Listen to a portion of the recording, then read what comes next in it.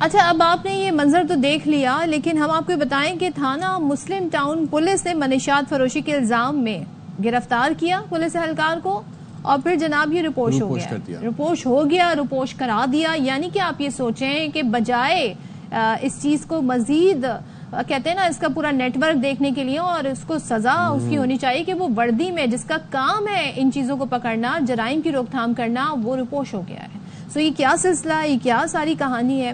بات کرتے ہیں. ہمارے ساتھ موجود ہیں اینکر پرسن اقرار الحسن. تھینک یو سو مچ اقرار، گڈ مارننگ. پہلے تو یہ بتائیے گا، ہم تو ظاہر بہت سارے کیسز دیکھ رہے ہیں ملک میں. کراچی میں جو ارمغان والا کیس ہے اس میں بھی بہت سارے ایسے تانے بانے ملتے ہیں، لیکن اس کیس کی یونیک بات یہ ہے کہ اس میں پولیس اہلکار ملوث نکلا. لیکن مجھے سب سے پہلے بتائیں کہ تعلیمی اداروں میں کیسے منشیات پہنچ رہی ہے، طلبہ تک ایکسس کیسے ہو جاتی ہے، اور آپ کو یہ معلومات کیسے ملی کہ یہ یونیورسٹی میں ایسے ہو رہا ہے؟ لاہور کی مختلف یونیورسٹیز میں، لاہور کے مختلف کالجز میں، یہاں تک کہ لاہور کے مختلف سکولز سے بھی ٹیم سریام کو یہ شکایات موصول ہوتی رہی ہیں کہ آئس کا نشہ طلبہ اور طالبات میں بہت تیزی سے فروغ پا رہا ہے. تو ہم نے اس پر اپنی انویسٹیگیشن شروع کی، اور آپ کو بھی یہ جان کر حیرت کا دھچکا لگے گا کہ جو چیز ہمارے سامنے آئی وہ یہ کہ بدقسمتی سے یونیورسٹیز میں، کالجز میں، تعلیمی اداروں میں آئس کے نشے کو بیچنے والے، آئس کے نشے کی فروخت کی سرپرستی کرنے والے کوئی اور نہیں، ہمارے اور آپ کے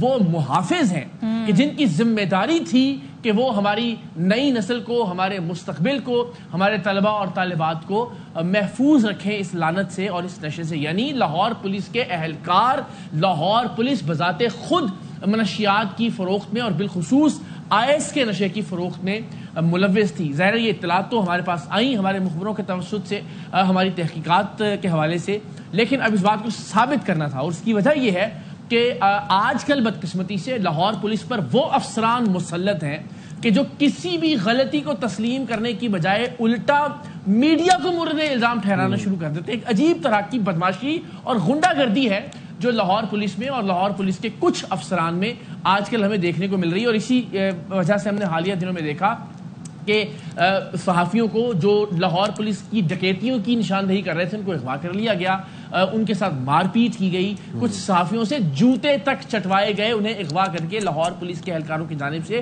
اور افسران نے ان بدبختوں کی پشت پناہی کی، ان کی سرپرستی کی.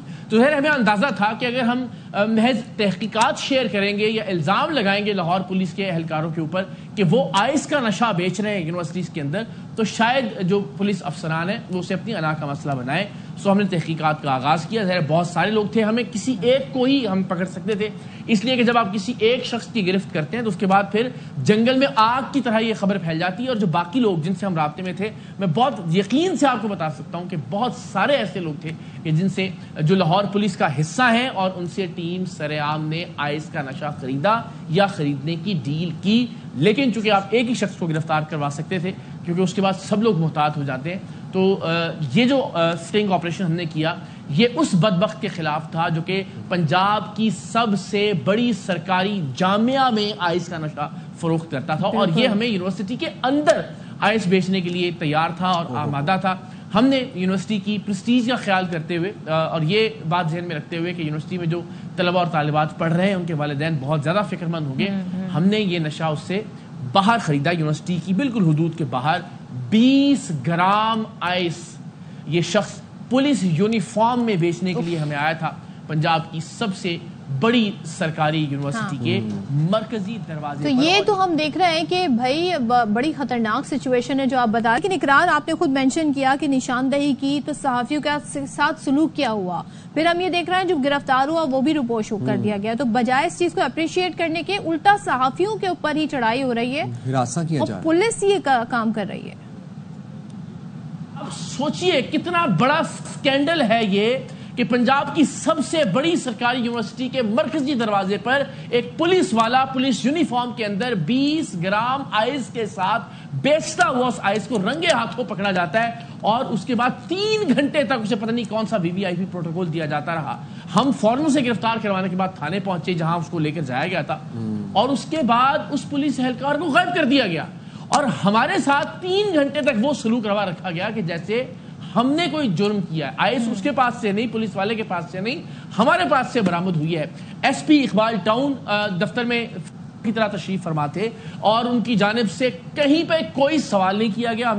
ہمیں شامل تفتیش نہیں کیا گیا. ہم سے نہیں پوچھا گیا کہ آپ نے کس طرح سے شخص کو پکڑا ہے, آپ کے پاس کیا ثبوت ہیں, اس کے علاوہ اس کے خلاف کیا کارروائی کی جانی چاہیے. اس شخص کو روپوش کروا دیا گیا, غائب کروا دیا گیا. تا وقت یہ کہ ہم نے اے آر وائی نیوز پر اس خبر کو بریک کیا, ڈی ایس این جی منگوا لی گئی, لائیو بی پر دیے, اس کے بعد لیکن یہ بتائیں نا اقرار کہ یہ جو ساری صورتحال ہے, اب وہاں پر جو پولیس اتھارٹی ہے, ظاہر اس میں افسران ہیں, کسی نے رابطہ کیا اس چیز کے حوالے سے کہ بھائی ہمیں معلومات اور حاصل کرنی ہے؟ کوئی آپ سے رابطہ ہوا ہے؟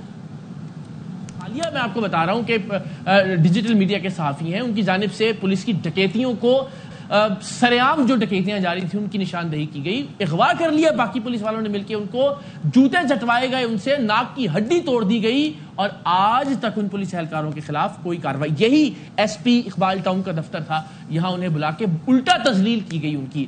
تو بدقسمتی سے ظاہر آپ کسی کا کوئی نقصان نہیں کر رہے ہیں. میڈیا اپنا کام کرتا رہے گا, کر رہا ہے, اور زیادہ شدت سے کرے گا. آپ اپنا نقصان کر رہے ہیں, اپنی فورس کا نقصان کر رہے ہیں, اور بدقسمتی سے آپ یہ دیکھیے گا آنے والے وقت میں کہ اس کے بڑے بھیانک نتائج برآمد ہوں گے, فورس کے مورال کے حوالے سے بھی اور فورس میں کرائم کی سطح کے بڑھنے کے حوالے سے بھی.